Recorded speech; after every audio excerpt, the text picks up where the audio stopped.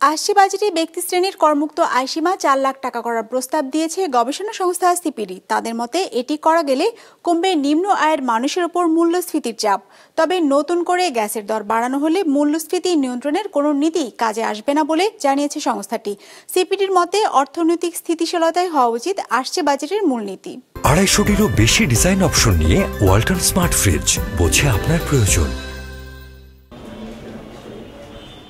ব্যক্তির আয়ের ওপর সরকারের যে পাওনা তা পরিচিত আয়কর হিসেবে।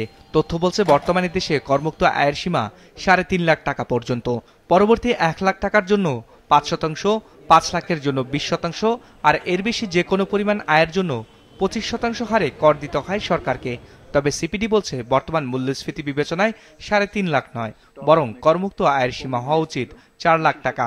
সংস্থাটি বলছে নিম্ন আয়ের মানুষের উপর মূল্যস্ফীতির চাপ কমাতে এটি সহায়ক ভূমিকা রাখবে। করমুক্ত 4 লাখ টাকা করলে নিম্ন আয়ের মানুষরাই কিন্তু এটাতে উপকার পাবেন। তবে এখানে যেটা আমরা এর আগেও বলেছিলাম যে সর্বোচ্চ যে হারটা সেটা কিন্তু ছিল হলো 30%। আপনারা জানেন কোভিডের আগে, এটাকে পরবর্তীতে কোভিডের সময় 25%-এ করা হয়েছে। আমরা এর আগের বারও বলেছি যে এটাকে পূর্ব জায়গায় এটা নিয়ে যেতে, হাইয়েস্টটা, এটা বন্টনের দিক থেকে এটা ন্যায্যতা আছে। আসন্ন বাজেট প্রস্তাব নিয়ে আয়োজিত সিপিডির এই আলোচনায় বলা হয়, উচ্চ মূল্যস্ফীতি, নিম্নমুখী রাজস্ব আহরণ, ব্যাংকিং খাতে তারল্য সংকটের পাশাপাশি রপ্তানিতে গতি না থাকায় অনেকটাই স্থবির হয়ে আছে দেশের অর্থনীতি।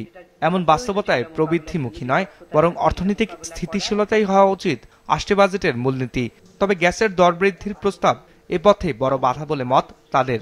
গ্যাসের দাম বৃদ্ধির যে প্রস্তাবটি আছে সেই প্রস্তাবটা যদি অনুমোদিত হয় তাহলে কিন্তু এই মূল্যস্ফীতির পরিস্থিতিটা আরো খারাপ হয়ে যাবে এবং নিম্নমুখী যে আমরা দেখছি মূল্যস্ফীতির ধারা, সেটাও যদি আমরা বিবেচনায় রাখি, সবকিছু মিলে বাংলাদেশ ব্যাংক যে 2025 সালের জুনের মধ্যে মূল্যস্ফীতি 7 থেকে 8% কমিয়ে আনবে বলে হচ্ছে, এটা কিন্তু বাস্তবে অর্জিত নাও হতে পারে। পরামর্শ দেওয়া হয় বাজেট ঘাটতির ক্ষেত্রে ভারসাম্য রক্ষা করারও।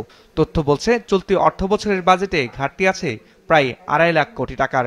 সাধারণত যা মেটানো হয় দেশি বিদেশি উৎস থেকে ঋণের মাধ্যমে, আর দেশি ব্যাংকগুলো থেকে সরকারের অতিমাত্রায় ধারের ফলে সংকুচিত হয় ব্যক্তি খাতের ঋণের প্রবাহ। সংস্থাটির মতে আসছে বাজেটে ঘাটতি কমাতে চলমান রাখতে হবে সরকারি ব্যয় সংকোচন নীতি, বাড়াতে হবে রাজস্ব আহরণ।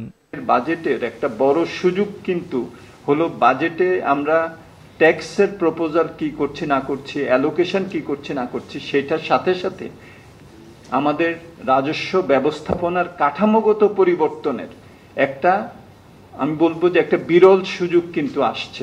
ট্যাক্স পলিসি আর বাস্তবায়ন, যেটা ট্যাক্স অ্যাডমিনিস্ট্রেশন, এটাকে ভাগ করার। সো এটা একটা বড় একটা কিন্তু পদক্ষেপ হবে, যেটার একটা সুদূর প্রসারী একটা ফুটপ্রিন্ট থাকবে আমাদের পরবর্তী সব বাজেটের জন্য। সিপিডি বলছে 2025-26-এর বাজেটে কমাতে হবে বিদ্যুৎ জ্বালানিতে ভর্তুকির পরিমাণ, সংস্কার করতে হবে নবায়নযোগ্য জ্বালানির শুল্ক কাঠামো, একই সাথে বাড়াতে হবে সামাজিক সুরক্ষা খাতের আওতা। রায়হান শোভন, বিজনেস রিপোর্ট, মাছরাঙা টেলিভিশন।